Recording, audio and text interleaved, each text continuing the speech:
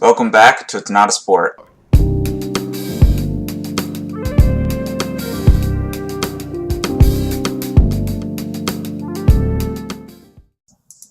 Welcome back to It's Not a Sport, episode 20.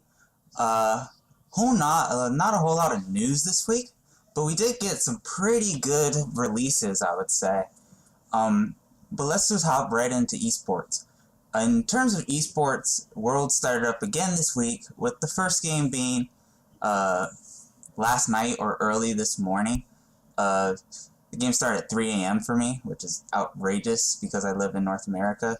But anyway, it was Invictus Gaming versus G2. Invictus Gaming completely stomped G2. And the Eastern, dominating League of Legends world, Invictus will probably win the tournament. But we've had so many upsets and so many surprises this world that I honestly, you can't predict what happens. Nobody has a perfect pick'ems anymore, supposedly. So you cannot predict what happens. The game happening tonight or tomorrow will be Fnatic versus Cloud9. Me being a North American fan, I'm giving all my power and hope in, charging Cloud9 Spirit Bomb to hopefully they sweep Fnatic and we go to the finals. In terms of the Overwatch League will happen a day after the World's Finals, or a day before the World's Finals is when it starts. It starts November 2nd and goes to the 3rd. And the first games will start with the top 8, which we've covered before, but it will be United Kingdom versus USA. Then it will be Australia versus South Korea, China versus Finland, and Canada versus France. And then we'll see who will move on from there. Very exciting. It's good to see wrap up esports. I just hope we get some good games. In terms of releases for this week, we had Dark Souls Remastered come out on the Switch. I've heard that there's been some problems with sound issues or something like that, but that's to be expected because Dark Souls is a pretty big game, and to put it on the Switch, well, I guess Skyrim did it, so there's no real excuse, but that's on the Switch. Other being Soul Calibur 6, I've seen a lot of cool character creation in this game. People have been creating very cool characters. I saw 2B, someone made Jace from Magic, a whole bunch of cool things. Just Dance 2019, and then the biggest one came out yesterday would be Red Dead Redemption 2. We're going to talk about that later in the show, but just off the bat, it has gotten very good reviews. Anyway, moving on for this week's topics, we're going to talk about Red Dead Redemption 2 and board games. Let's move on.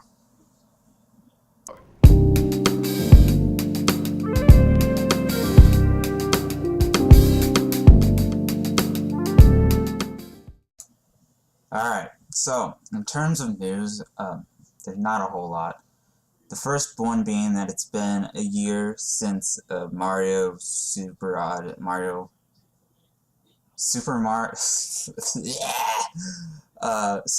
Odyssey, there we go, came out.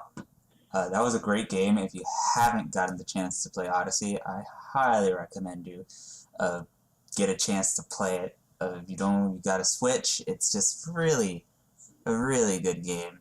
In other news, Drake is now a co-owner of 100 Thieves. Same with Michael Jordan, supposedly, is also a co-owner of not 100 Thieves. I forget, it's another league team. Honestly, it means nothing.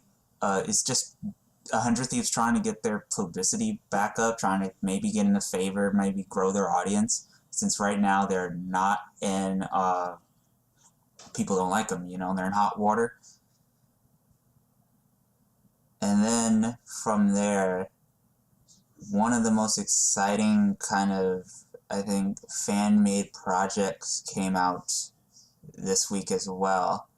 If you own Fallout New Vegas, there's a fan-made prequel mod called Fallout New California that I believe just came out this week. I haven't tried it, but I think it's really cool to always see fans do stuff like that, modders do stuff like that, and hopefully Bethesda keeps supporting that, because we've had problems in the past with them blocking games or just trying to cut off the modder community. There's also Summer Games Done Quick, or Games Done Quick is doing a kind of fun little speedrun for Twitch right now. It's a fun little charity speedrun for Twitch right now. So if you're on, if you got the time and you just want to watch some people speedrun some really cool games, you can go on to Twitch, of course, and you can watch people do that. Anyway, let's get on to Red Dead Redemption 2.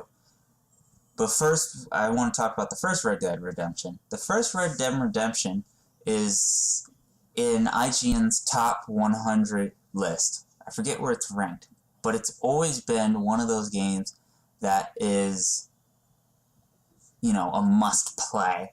I planned later this year, probably our last show or a bonus show, to do a must-play games list and the best of 2018 of the games released.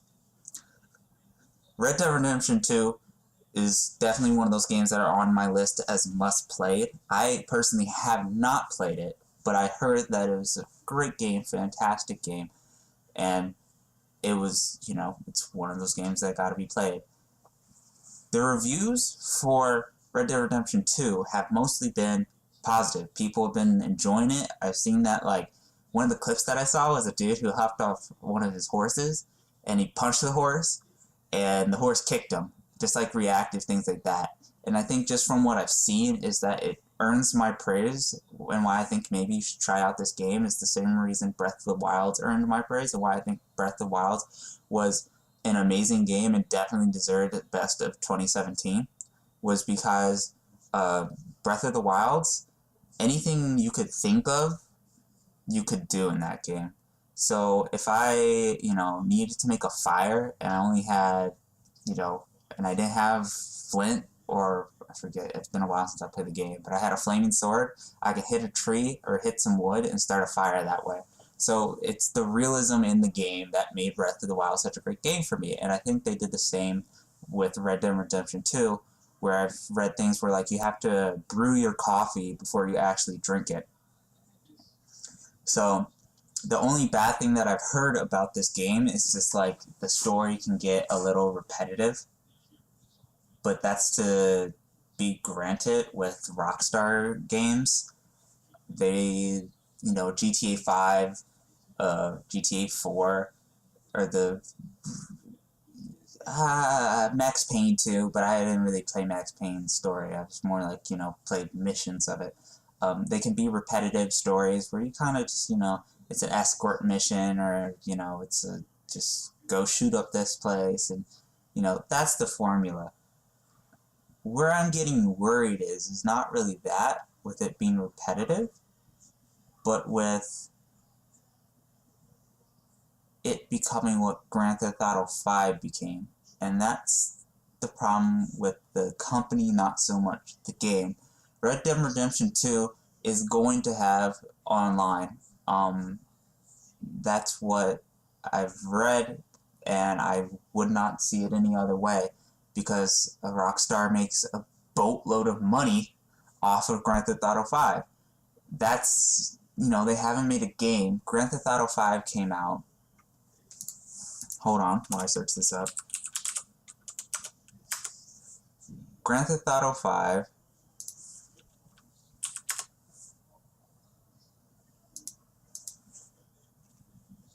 that's years ago. That's ages ago.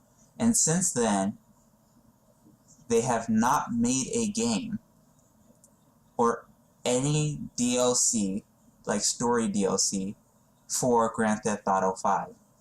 So, if they haven't made a single game since 2013. In Grand Theft Auto 5, if I go on Steam right now, looking this up too,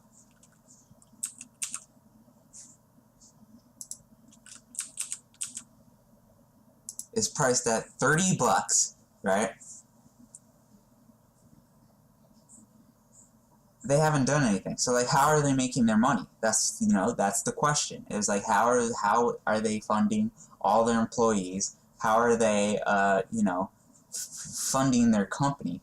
If they're a story-based company, they make single-player-based games, and they haven't made one since 2013. Well, the answer is Grand Theft Auto Online. It makes them boatloads of money. It's why they said that they were originally going to do single-player DLC for Grand Theft Auto 5 and completely scrapped it because Grand Theft Auto Online was just way more of an investment, and it really pushed the business model for a lot of games. Like, for instance, you could say Fortnite, you know, microtransactions. You know, Fortnite's not as pay to win as Grand Theft Auto Online is, but still, microtransactions. It really hit, I think, EA really hard with their sports games, and you hear all the stuff about FIFA and 2K being really pay to win, and Star Wars Battlefront for that instance, really being really pay to win. But then those backfired because, I don't know, they just don't do it as well as Grand Theft Auto Online do. They just don't do it as sneaky.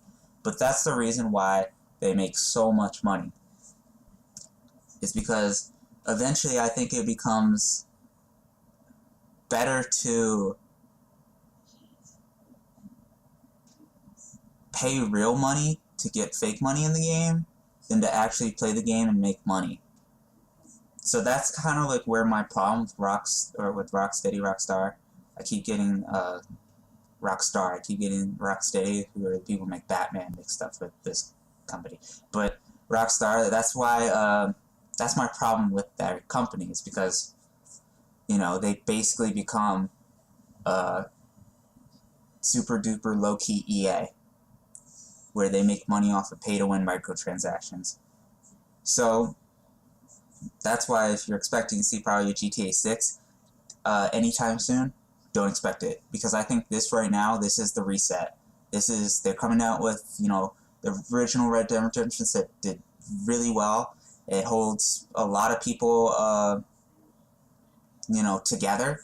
You know, it's a game that a lot of people favor and people like.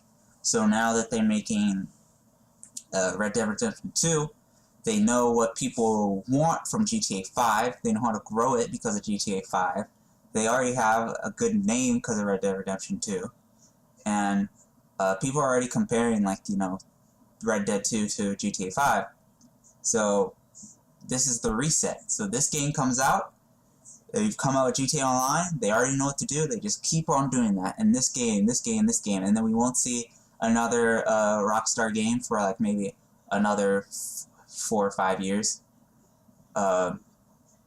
And then eventually we'll probably get GTA 6. But this is the reset. I thought, you know, going back, because let's say if this starts with GTA 5, I thought GTA 5 was a good game. Story-wise, it was a good game. I like Grand Theft Auto games. You know, they're fun and they're one of a kind type of games. And I would love to see a story for that game. Problem is, I know that we're probably not going to get story for that game. But I know we're, you know, definitely going to get more online DLC. And online DLC is fun if you have friends. Hopefully you guys do. I didn't really get into online.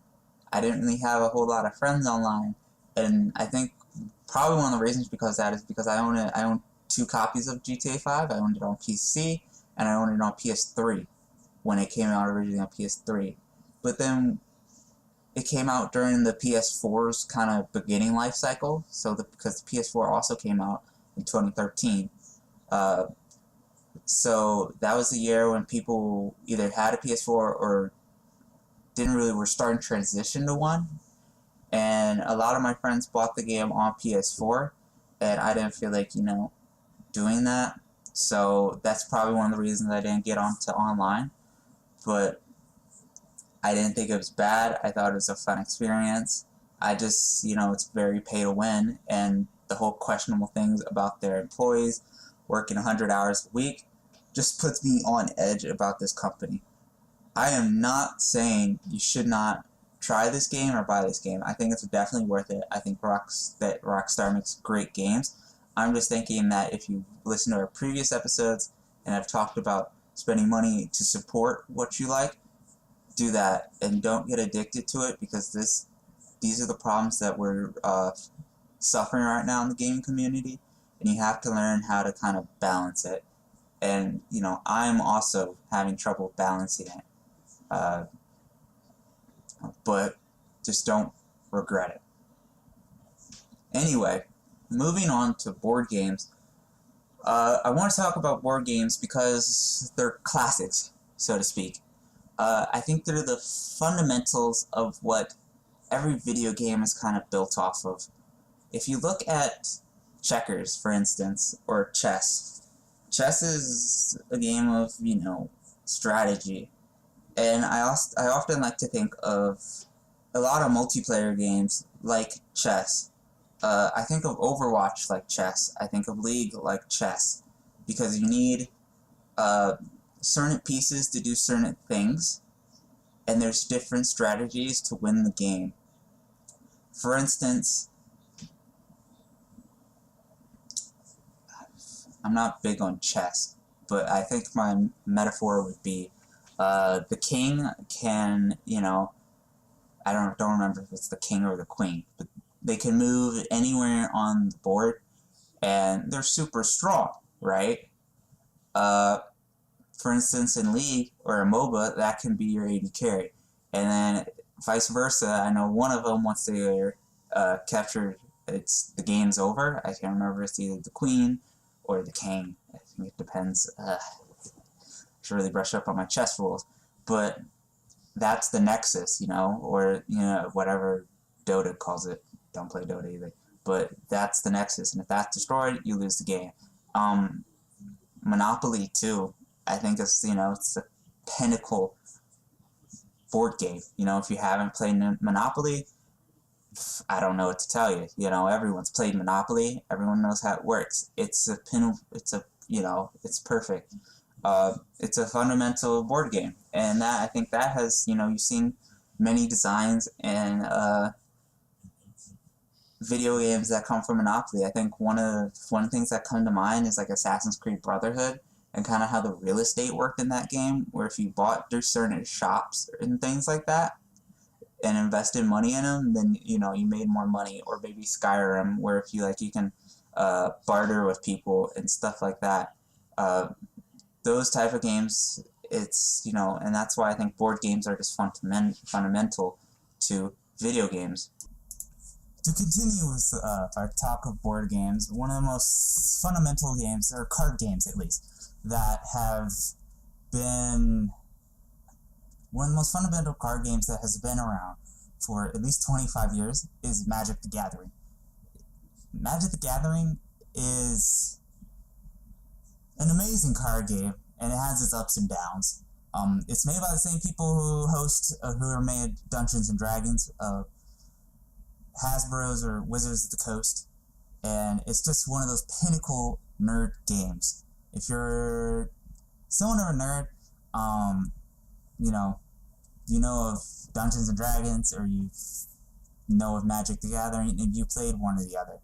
For years on the online market, and this is kind of one of my other problems with Blizzard as a company, but Hearthstone has been the dominant card game on the market on computers. And you've definitely been playing Hearthstone either on your phone or on your laptop or on your tablet. And Magic has never really been there. But Magic has always been the dominant card game when it comes to actual, real life card games. Recently, about maybe last month, the open beta for Magic Arena went live. And I've been playing it nonstop during my breaks during school. And, I've been happy with it and I've been frustrated with it. But it is a fundamental game based around the real card game. It basically is the real card game. And it just goes to show how core mechanic, card games work when they get transferred to a video game. So a lot of people from Hearthstone, because Hearthstone is, honestly, I've never really played Hearthstone, but every time I kind of go on their subreddit or something, they're always bitching about it, and, it seems to always been a dying game that nobody really likes to play, but it's the only game, so people are playing it. Since Magic Arena has come out, though, a lot of people have moved on to Magic Arena. And a lot of these people, maybe have never played real life Magic before, so they don't know how real life Magic and real life Magic economy works. But, if you've played real life Magic like I have, you understand how the game works, how the mechanics works, what I can do, what I can't do, what I can create, what I can't create, what type of mechanics can win me the game, what type of decks, whether it's control or mill or mid-range or aggro. And that just comes from me playing the actual board game, the actual card game. And then that skill gets translated online. This isn't the first Magic Online, though. There actually is a Magic Online, but Arena is kind of the newest update, and it seems to be taking over Hearthstone, which is really cool. I recommend, if you haven't played it, you should definitely try it out, and you should definitely, buy yourself a starter kit for the actual card game, or maybe find your local comic book store and draft it. It's a lot of fun, and some of those cards are actually worth a hefty amount of money. My friend got the Karen from the Dom set, and he sold it to the comic book shop for I forget how much, it was $40 or something like that. It's when the set kind of just came out, to pay his school tuition. And that was a pretty crazy draw.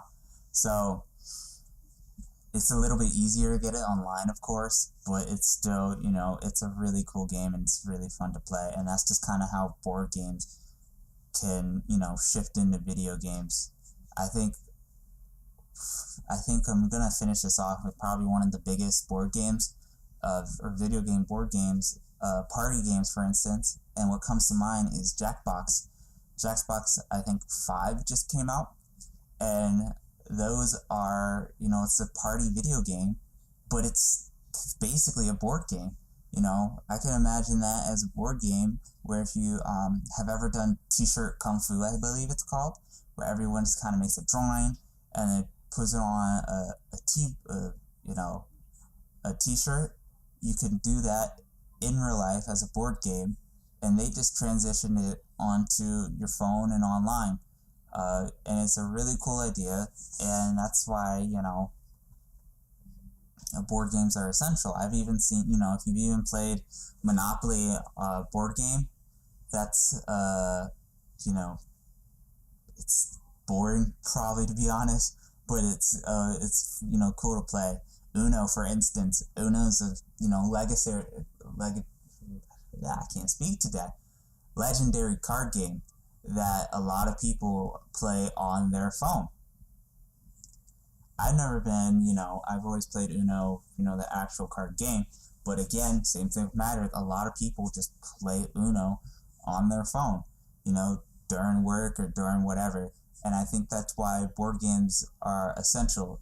It's really hard to forget about board games, especially now, with technology being such a big factor within our lives, and with us always being on our phones and playing mobile games, and then from your phone mobile games to Switch to console to PC. It's really hard to forget about the old classic board games.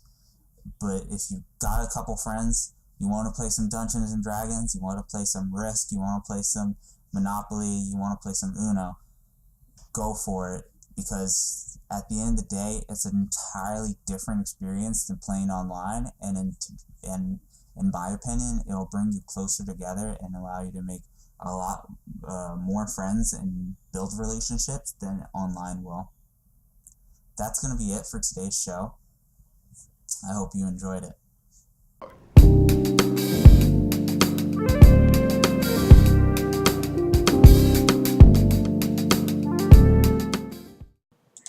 Thanks for watching It's Not a Sport. Check out the links in the description where you can find everything and all sources of It's Not a Sport. Also check out the stream where you can find some quality content. This is Salty Waffles signing off, and tune in next week for another great episode.